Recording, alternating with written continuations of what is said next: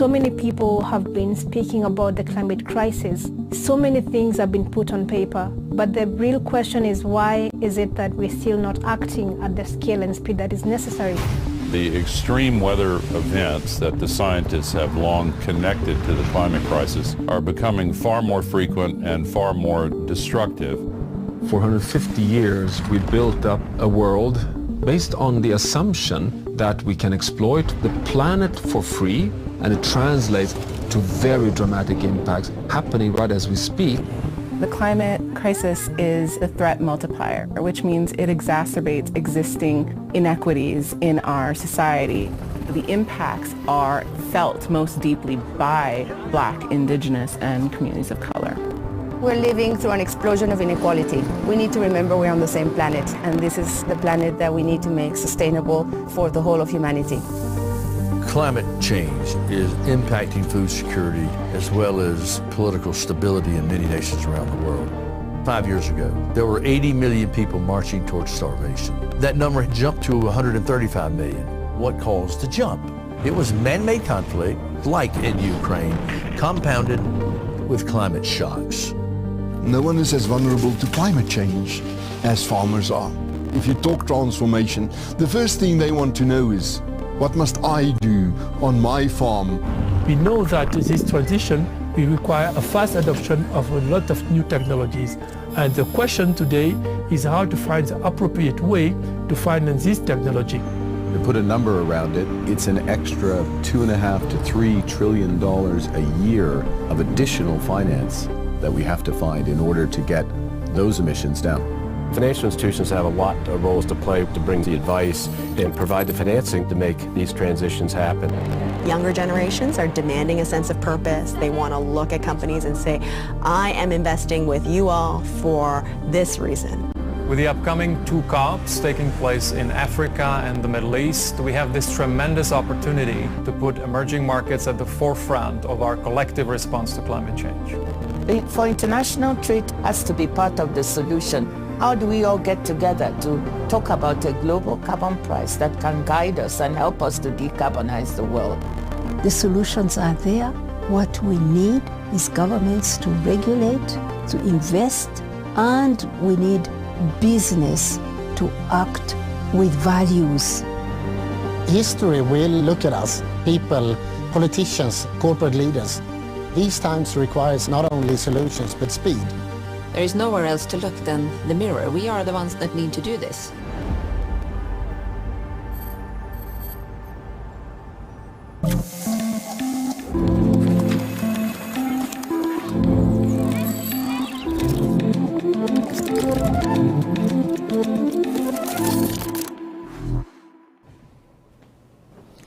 Good morning from New York.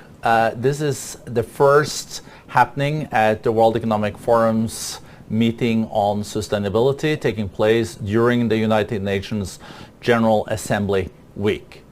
And it is quite natural for us to focus then on climate change. It is really no or never, United Nations has strongly underlined in the run-up to this week. We have been focusing a lot on why. I think now it is a time to really focus on how. But we are reminded every day that climate change is nothing that will happen for next generation or grandchildren or children. It is happening here and now, and it can be felt. We saw yesterday the devastating Hurricane Fiona hitting Puerto Rico, and this is one of hundreds of examples that the cost of inaction far exceeds the cost of action.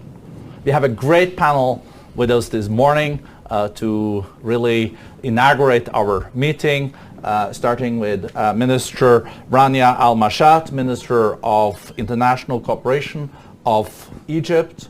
We have Minister Villa Skinari, Minister for Development, Cooperation and Foreign Trade of Finland. We have the CEO of Yara, Sven Tore Holsæter, one of the largest fertilizer companies in the world, and not at least Andrew Steer, the CEO and president of Bezos Earth Fund, one of the largest funds when it comes to then enhancing fight against climate change, but also the broader nature-based agenda.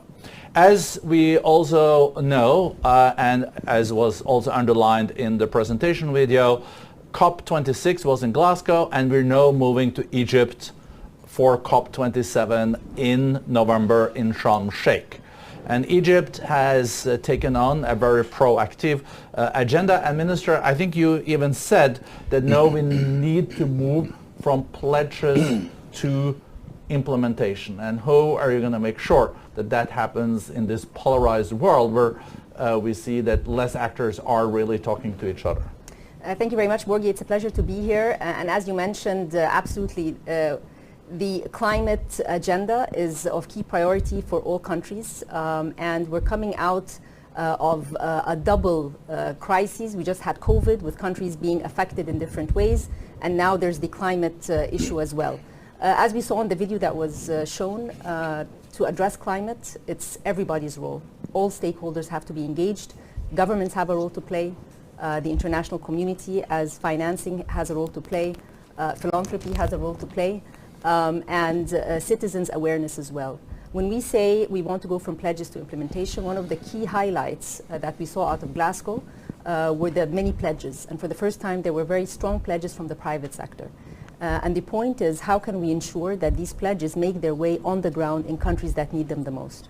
There is definitely a financing divide. When we take a look at the landscape of climate finance, we find that it's very much skewed towards the developed world, whereas those that need it the most to be able to move forward are the developing countries. And that's why what we have been trying to do over the past several months is pave the way to try and see how different countries can actually move into implementable projects, put on the in front of everyone projects that could be implemented, so that this concept that countries are not ready with projects, concept that capital does not know where to go, and try to find innovative financing tools. Philanthropy plays a very big role. Multilateral development banks play a very big role because of the de-risking factor that can be provided to the private sector. And another very important aspect, just linking to pledges to implementation, is the importance of food security. All of us saw that with what's happening in Europe, food security is not just a specific country's problem or a developing country's problem, it's a global problem. And that's why this COP is also focusing on adaptation projects. So these are the two points that are key for COP27.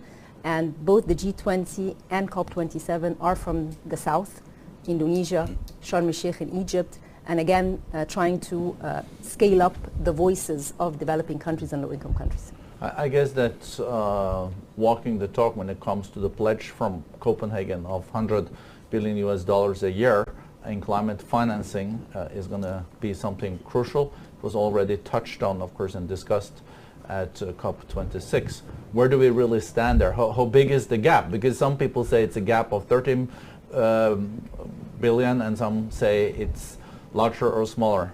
Data here is extremely important, and that's why institutions such as the OECD come forward with doing the accounting. All we know is that it's definitely short than the 100 billion. And when you take a look at the spread across geographies, Africa gets the least, even though it's most affected by climate, and it contributes the least to the climate crisis. When we looked at Glasgow, everybody was so ambitious beyond the 100 billion. We heard trillions, and we heard trillions from different actors. So the point is, how can we make sure, whether it's the billions or the trillions, how do they make their way to the projects on the ground? And that's why the Egyptian presidency hosted several roundtables in different regions to basically come up with a list of investable projects to be presented to those who have made the pledges and say, here are the projects, let's try together to see how we can start implementing them, including adaptation and food security projects. No, thank you. We'll come back to the adaptation. I just wanted to have a short follow-up on adaptation. Andres, we have talked a lot about mitigation, and now we're talking also adaptation. Is that showing that we haven't succeeded in the mitigation piece? Are you supportive of also now focusing more on adaptation? Yes, look, and by the way, Borge, first of all, thank you for what you're doing at the World Economic Forum. We look forward to this event each year. It's become a real important event for us, so thank you very much. Yes, look, climate change is here, so we have no choice. We've got to fight both on the mitigation side and the adaptation side. And for too long, we have been lulled into this sense that, well, maybe we could solve the problem. Therefore, we won't focus on adaptation. And if we focused on adaptation, that would be admitting we've failed. And that, of course, is not the case. So it is a disgrace what's happening in the poor countries of the world. And it's a disgrace what is happening to poor people throughout the world. We all know that poor people have not caused the problem, but they're the ones that suffer most. And it's time we now put our resources, our political energy, our money where our mouths are. Well, thank you, Andrew, and thank you for your leadership on this. Let me now go to Minister Vilas-Skenari. We know that in Europe you're really now trying to square a circle, because Europe has big ambitions when it comes to the green transition, but now Europe is also in the middle of a huge energy crisis. And how to manage the short-term energy security access problems without losing the baby with the bathwater, meaning the green transition? Well, first of all, thank you also from my side. It's good to be here in New York. I think as a European minister and as a Nordic minister, first I want to emphasize that yes, we have supply crises in Europe, but at the same time we have done a lot for the green transition, renewables, including nuclear in a country like Finland. So we have different portfolios. So there is no one Europe. Nordic countries have paved the way with the common electricity market. But you're absolutely right that instead of just looking the mirror that what Europe has done wrong, we really have to speed up and do it rapidly at the European level as far as the infrastructure of energy supply, as far as the cross-border collaboration, as far as the EU 27, and of course for a country like Finland, it's obvious that we understand that we need scalability, we need economies of scope, if and when we want to be a strong economy in the world. But absolutely, as my colleague from Egypt said, that we have to implement. And I think it's everything, it's about the implementation, how we understand the system level approach. It's even now in Europe that you really have to understand that how you do the electrification, digitalization, what's really meant by green transition, and how you get people on board, how you include the local people. And then, of course, we look at the COP27, for instance, or Glasgow, that, of course, we as Europeans, we really want to implement our solutions as well, not just, pledging and providing money. So my message here in the New York is that it's really time to understand the system level need of change as far as development cooperation, as far as public-private partnerships. There's been a lot of talks during the last years that yes, we're doing so much with this and this, but what the LDC countries, what the least developed countries really need, they need the solutions, as simple as that. And that's why I believe that today and tomorrow here in New York, it's so important that we are very solution-driven, not just talking about money and pledges, because we have to be honest as well that the ODA is not enough. We all know that. But then again, we have to leverage the private funding for adaptation. Now it's only 3%. We have to look at the mitigation, that are we really holistic enough as far as the infrastructure and the digitalization? Because as a Finn, I can truly say that if you want to be successful in green transition, you need the digitalization as well. In other words, you have to be very strategic, very holistic, and you need the local level acceptance, the, let's say, business to government approach that is really there with the trust. And we have a lot to do with COP27, and hopefully we can get things better. No, thank you so much, Minister. Mr. Horsæter, we are faced with a climate crisis, energy crisis, a food crisis, growing inflation, and a war, all happening at the same time. And we know that crop do play an important role in this. And food prices have been soaring, has stabilized a bit. But what are the short and medium term strategies we need for ensuring also enhanced crop production in the years to come? Well, first, thanks for inviting me here, Børge, thanks for your leadership and what the forum is doing to convene and discuss and talk about solutions to this. And indeed, the food system is going through a rather extreme situation at the moment, after decades of being able to grow more food for a growing population. That changed a couple of years ago, and now with as you mentioned, the climate change with COVID, that really uncovered how fragile the food system is. It's really a very global system with very complicated supply chains and much more vulnerable to disruption than what we believed it to be before we were in the middle of it, like we are right now. And then on top of it, Russia's war on Ukraine, which is really impacting food production in Ukraine. Ukraine is a food superpower, and now with farmed land going down, ships being stuck in the harbor, that's causing shortages and increased prices as well. And then also the role of Russia in the food system, both as a producer of fertilizer and of food, and then indirectly as a supplier of energy to Europe. Because why do we eat food in the first place? Well, it's to get energy, and when the energy prices go up, food prices go up as well. So it's really connected. But what we're seeing in COVID and what we see as a result of the conflict, I believe that this would have happened to the food system at some point anyway, because of climate. And as we heard in the introductory film here, no one is more vulnerable to climate change than the farmers. And we see this every day when we're working out in the fields with the farmers, how they're impacted from weather. Look now in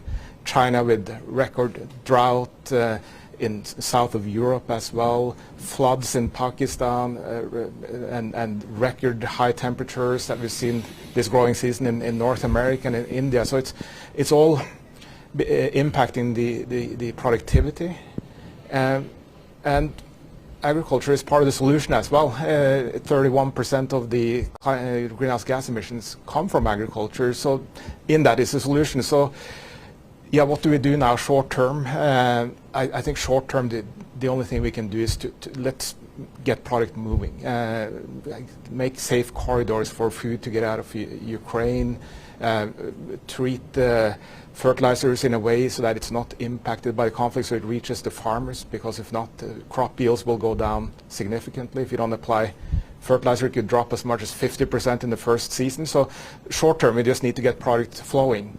Long term or mid term, we need to change how we do farming, regenerative farming. I spent the weekend together with 5 farmers from Brazil and the US this weekend, and I see the impact possible if you do regenerative farming, looking after the soil but still having the right productivity.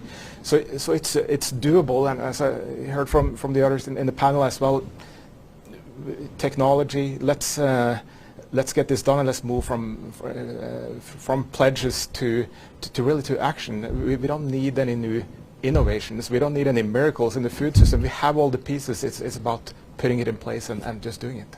I think many of the viewers probably reflect on the following. If the war continues in Ukraine and we see the global polarization also continuing, are you afraid that there will, short and medium term, be a food crisis in the world, see famine? Because we do see that some of the, for example, prices of wheat has gone down again the last months. So, short answer to that. We're in a food crisis, and I believe every mother and father that cannot feed their children now because of the increased cost of food, it is a crisis. So how do we lessen it? Yes, food prices have come down from the spike at the beginning, but a lot of that was linked to financial transactions. And I was together with Sarah Menker yesterday, and she explained it quite well on how much of that is financially driven, but the physical move of product and prices facing the end consumers, it's still very high, and yes, down from the highs we saw in winter, but still significantly above where we were a year ago and 2 years ago. And I'm more worried about what happens now as we get into the next growing season, if we're not able to get the right amount of fertilizer out there and the yields drop again, and how that will impact the next harvest. So I think we have to still treat this as a food crisis and work accordingly. And you have to close some of your factories, don't you, because of the energy prices in Europe? Yeah, not only me, but the whole nitrogen fertilizer industry in Europe has been significantly reduced in the last month. We're talking about 60 to 70% reduction in nitrogen fertilizer production in Europe.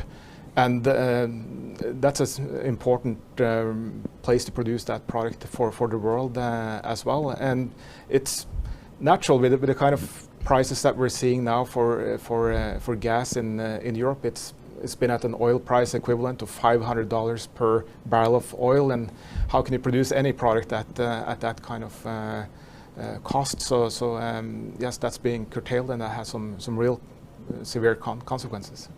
Thank you.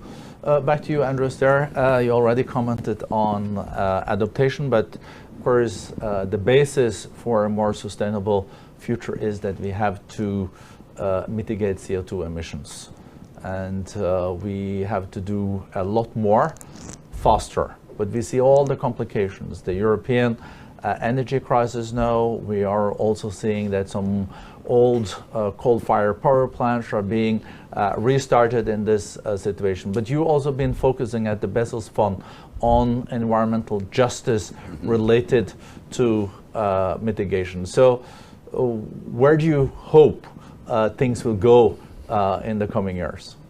Well, it would be very easy for us now, wouldn't it, to say, my goodness me, it's all so complicated, it's become so much more difficult, and clearly we need to drill for more fossil fuels because otherwise the economy will drive to a halt and so on. Look, we need to use this current crisis as an additional spur to move quicker so that we are no longer dependent upon the fuel of the last century, but we're dependent rather on the ingenuity and technology and clean and green of this century. So yes, you raised the issue of environmental justice, which certainly to us at the Bezos Earth Fund is very important, as I know it is to you, Minister Al-Mashat, as well, and hopefully to all of us, I think. And there's two reasons why we need to focus on environmental justice. I mean, one is, as we said before, it is the poor and the disadvantaged and those that have tended to be on the margins of society that are the most affected by the problem. And so what we need to do is to provide resources to enable them to become more resilient and to adapt. But there's another reason, and that reason is that actually these same people are actually the source of the solution, and we tend to forget that. The environmental movement, the climate movement, has tended to be sort of dominated by, if you like, more technocratic approaches. And understandably, I mean, no one's been wicked about it. We've really tried to do our best. Plain fact of the matter, though, if we want to find solutions, give it to the people really on the front line, the people that actually can figure out the solutions. And by the way, this is not just an issue for developing countries. It's absolutely right here in the United States. The environmental movement has been dominated by more traditional, more technocratic, and quite frankly, more white-led organizations. The current administration in the United States is doing a remarkable job on something what they call Justice 40. So 40% of the hundreds of billions of dollars that are going to be put into green technology is to go to areas of disadvantage, areas that have more black, brown, indigenous, and people of color, which is a wonderful initiative. The problem is that actually even the federal government of the United States doesn't have the capacity to know exactly how to place that. They don't, because of the Constitution of the United States, the money flows down through the system, states have a role, not all states are on the same side, not all cities are on the same side. So what's the solution? Well, what we've done is put $300 million into the hands of organizations run by indigenous people and people of color.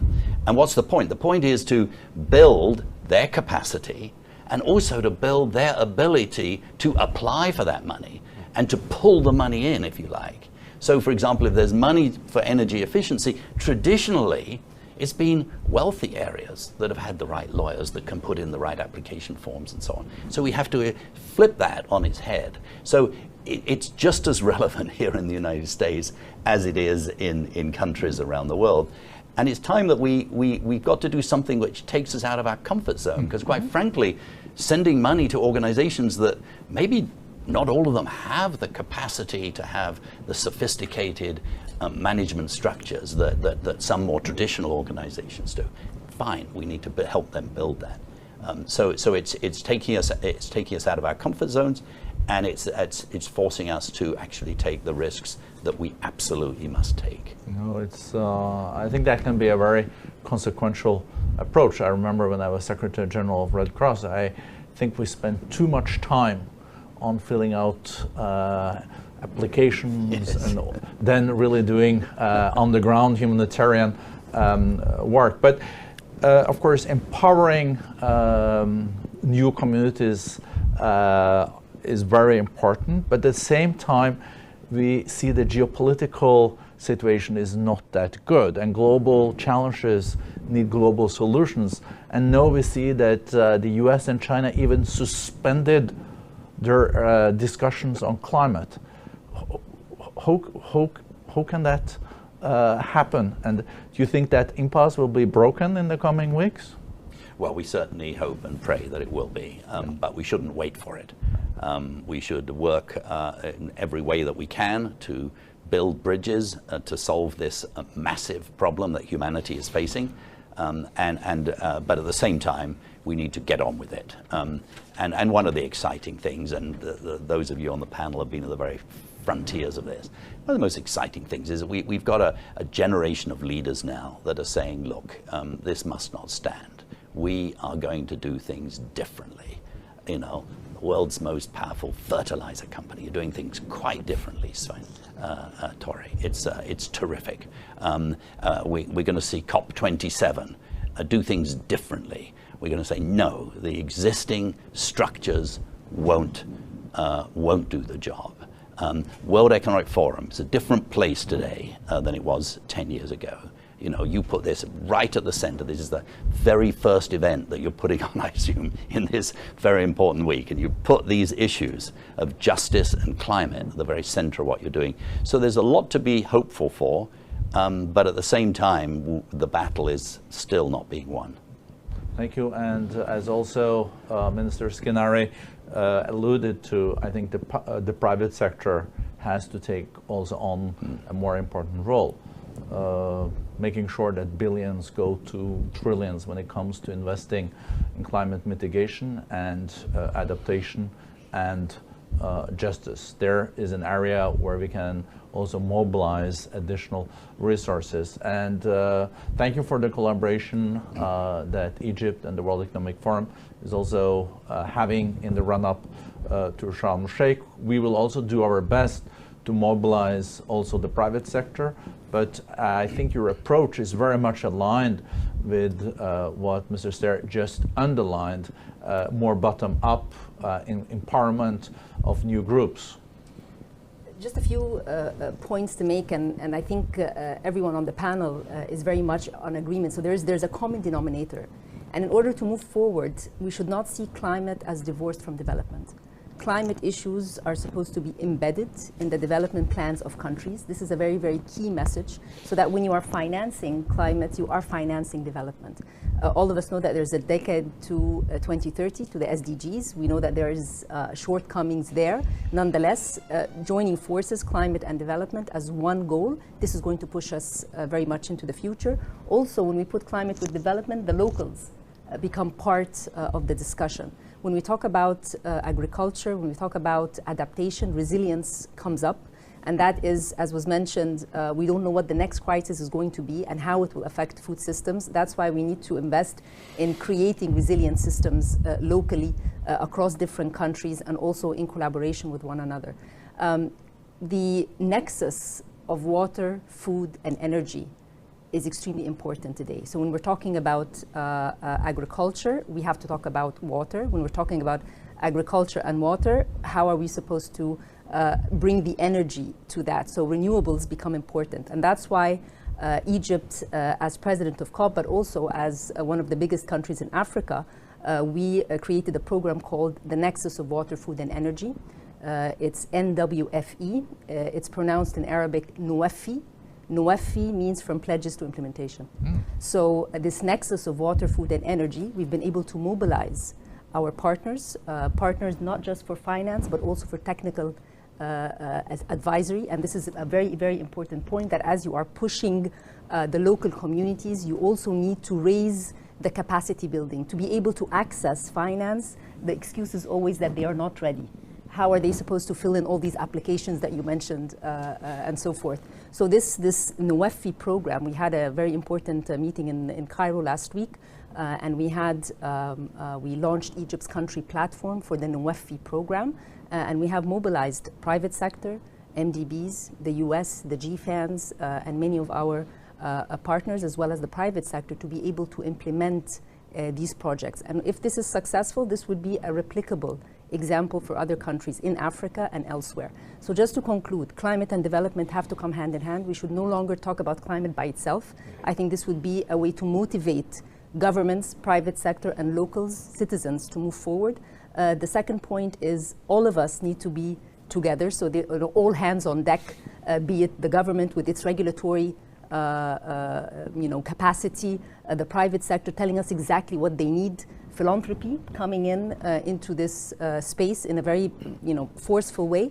And that's why, as part of the COP27, we also put together the Sharm el-Sheikh guidebook for just financing. So it's also identifying what each stakeholder needs to do in order to move from pledges to implementation. And then finally, the word resilience and this concept of mitigation, adaptation, you shouldn't be choosing between them. They actually should be put hand in hand. So when we say we invest more in adaptation, it's not that we are pulling away from mitigation resources, it's actually trying to increase the pie. Because when we take a look at agriculture and water, energy becomes key. And if, talking about Egypt, we are going to be exporting more gas to Europe, it means that we need to be producing more of our renewables.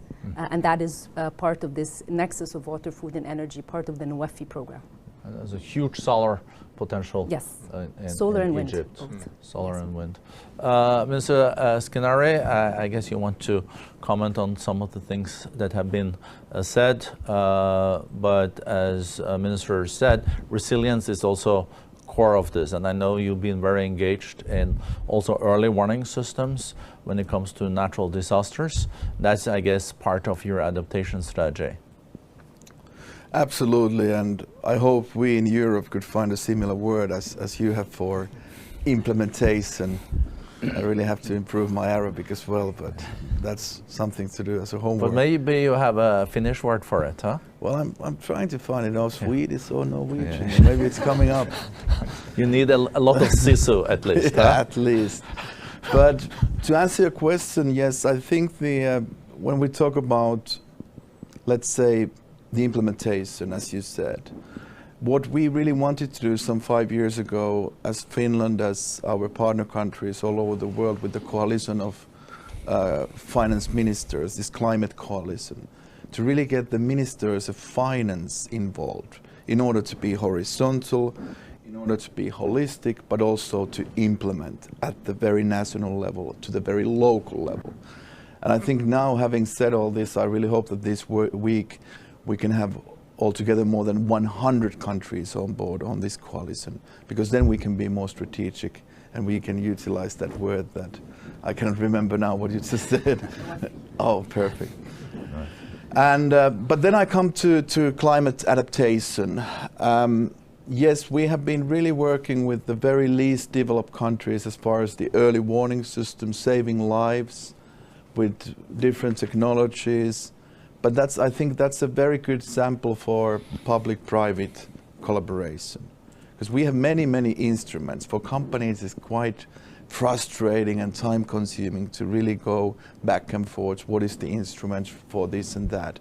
But we've really conceptualized early warnings with our National Meteorological Institute from Finland and with the private company called Vaisala, which is of course one of the leading technology providers. And then we scale it within the African region as well as the, let's say, the Americas as well. And that's something that we can say that yes, now the private money is leveraging. And that's why I have identified, let's say, 3, 4 to 5 different thematic solutions, from the mitigation to adaptation, but even to more, let's say, more complex challenges in societies, and to really provide that solution to the local level.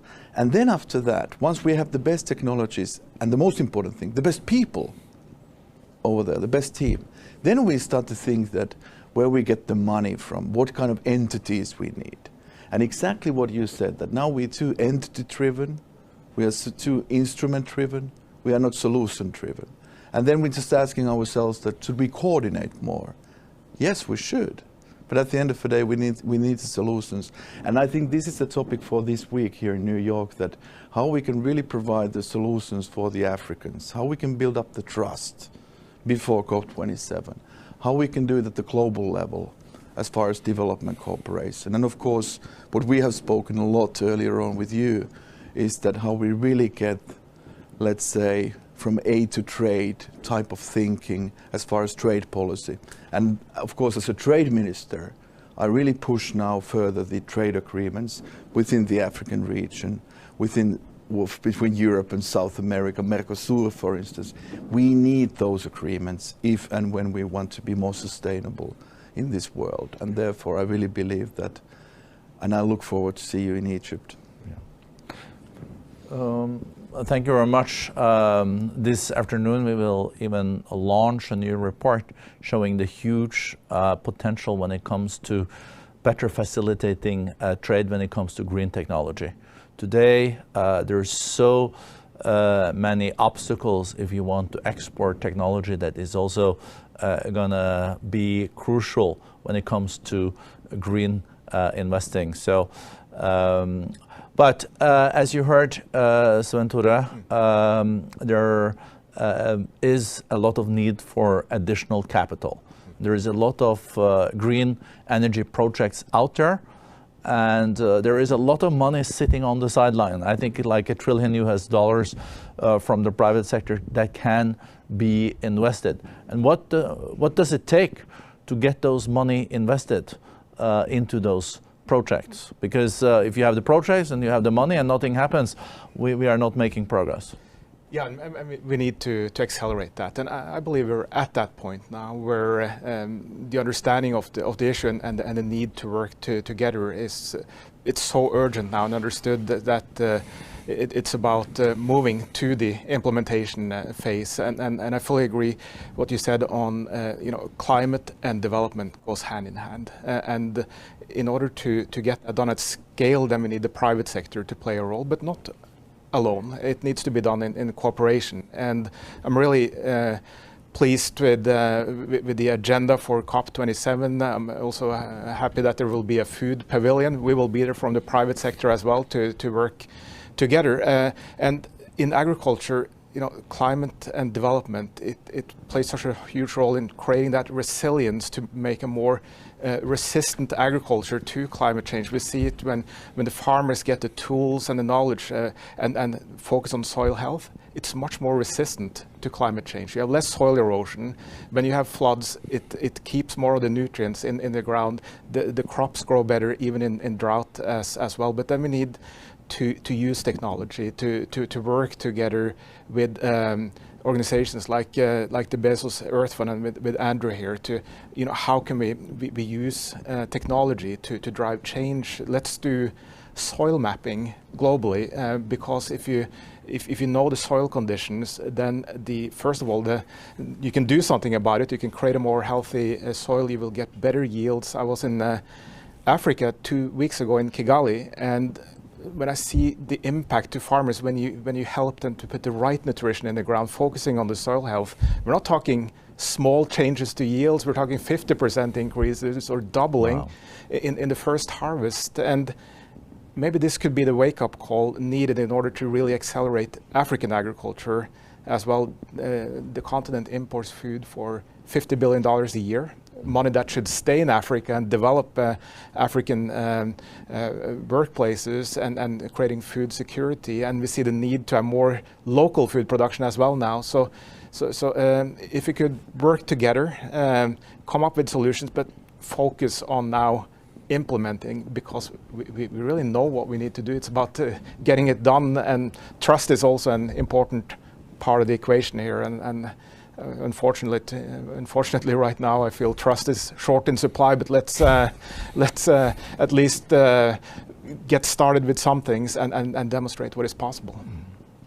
So, Andrew Stair, I guess this was good music in your ears, but moving into implementation, we've been talking about that for decades, and the crisis is really here. I think the planet is really on fire, but the geopolitical, economic situation are no excuses not for really delivering on it. But what does it take of new ways of doing things to really make progress? Because, as I said in the beginning, I think the price of inaction far exceeds the price of action. But that's hard to get that internalized to some leaders. Yeah. Well, I think it needs at least two big things. First, it needs a change in mindset. Many policymakers, many CEOs still believe the economics of the last century, which basically said, be nice to act, but actually it's going to cost us. We're going to lose jobs, we're going to lose growth, we're going to lose competitiveness. The economics of this century have demonstrated that smart, bold action on climate change will lead to more economic efficiency, will drive new technologies, will lower risks, and will reshape expectations about the future. Those four things combined actually lead to a dynamism that most economic models still don't capture. So first we need that intellectual revolution to enter our minds so that we have a different perspective.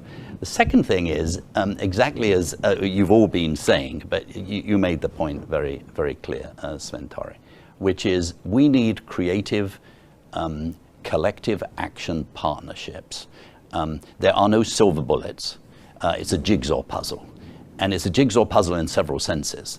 One is that we need different types of actors to come together. And so we now need, whether it's philanthropy, whether it's government, to work with the private sector, to work with NGOs and so on in a creative way that we've not done before. So for example, we've just together with the Rockefeller Foundation and the IKEA Foundation, we've created something called the Global Energy Alliance for People and Planet, and we work very closely with your team on this. And what's the point? Well, the point is if you could get a couple of $1 billion of grant money that you can deploy very quickly, you can then sort of operate at three levels. First, on the politics and policies and plans. Second, pipeline development. And third, de-risking. And in each of those, we need relationships with governments, with civil society, with corporations in a sort of creative way. And then we need to bring in the more traditional but very good financial institutions, the World Banks, the African banks, and so on, in a way that we can actually do things a little bit differently. And we can have a capital stock where actually those that can afford to take risks, those that can afford to move quickly, can get in there and encourage the others. No, thank you very much. I think this has been a very good start of our meeting that is going on the whole week. And the road to Sharm el-Sheikh and COP27 in Egypt, of course, there are a lot of challenges, but I feel that this group also shared with us some silver linings. As Andrew Stair just said, this energy transition, the green transition, can create jobs and can create a different planet in the years to come. And the application of the new technologies, but also looking at this crisis as an opportunity. Look at 1973, at the oil crisis back then. That led to a big change in our economy. Cars were then back running with 1.8 liter per 10 kilometers. After a few years, it was a liter per 10 kilometers. Today, 17% of the cars sold this year are electric cars. And in the years to come, there will be even more. After the oil crisis in '73, we saw the introduction of new nuclear plants, different ways of phasing out coal in railways and in ships and etc. So maybe this deglobalization of energy is also something that will increase the energy security, because you will have solar panels, windmills at the different countries, so you also increase your energy security. So decoupling economic growth from growth in CO2 is something that we are looking at, and the World Economic Forum also are proud that we mobilize our partners in an implementation mood in the run-up to COP27. So thank you very much for joining us today. Early morning here in New York, but that's the way to get things done. Thank you. Well done. Thank you.